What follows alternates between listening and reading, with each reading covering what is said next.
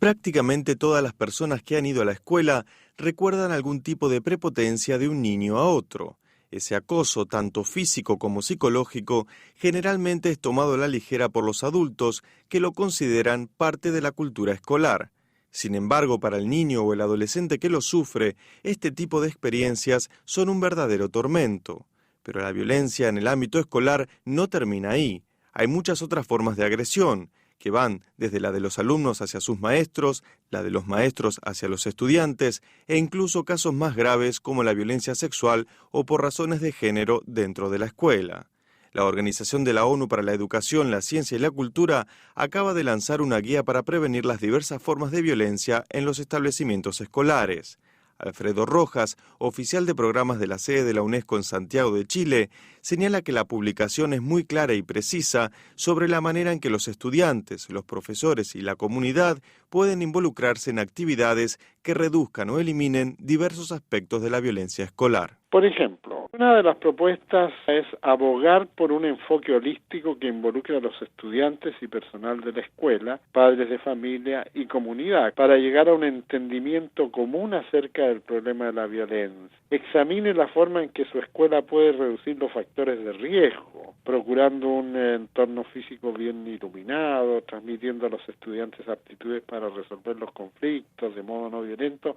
¿Qué tan común es en América Latina que los maestros recurran a la violencia contra los alumnos? En realidad la violencia física ya no es un problema. El uso y la aplicación de la violencia física es muy limitado y es cada vez menos. En cambio sí hay mucha violencia de tipo psicológico. Maltrato a través de juicios, maltrato a través de diversas formas de catalogar a los chicos, violencia verbal. Prácticamente todos recordamos algún tipo de prepotencia de un niño a otro en la escuela primaria o la secundaria.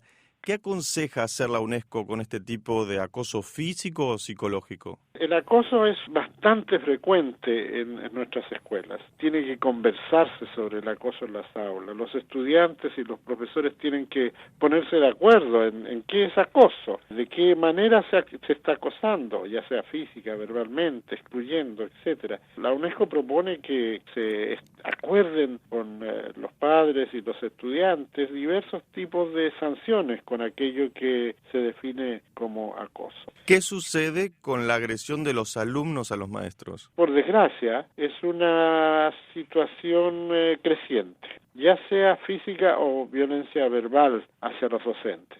En particular, esa violencia se da en situaciones en donde hay violencia generalizada en la comunidad.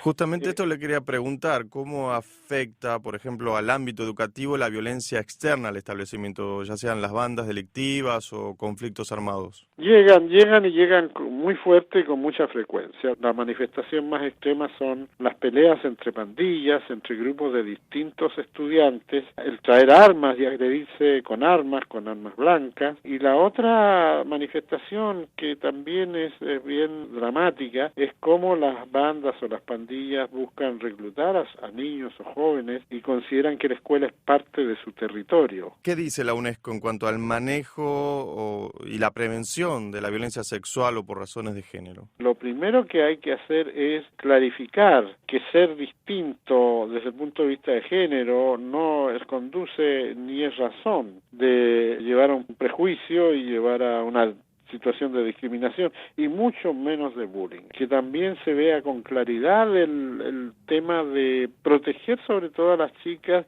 en algunos ámbitos, por ejemplo, el tema de los retretes, de los baños. ¿Qué dice la publicación sobre el tema de la seguridad en las escuelas? Cuando una escuela comienza a perder espacios, y eso es muy frecuente, el patio ya no es el patio de la escuela, pasa a ser dominado por una pequeña pandilla que cobra peaje por pasar por ahí, por ejemplo. El baño deja de ser el baño de la escuela y comienza a ser el lugar donde se hacen transacciones de marihuana u otras drogas. Por eso la UNESCO insiste en el enfoque holístico, es decir, que todo el mundo tiene que estar involucrado, todos, desde el director hasta la persona que limpia los baños, el portero es clave para prevenir la pérdida de, vamos a decir, la soberanía de la escuela sobre sus espacios, sus territorios, sus actividades. Escuchábamos a Alfredo Rojas, coordinador de la Red de Liderazgo Escolar de la Oficina Regional de la UNESCO en Santiago de Chile. Carlos Martínez, Naciones Unidas, Nueva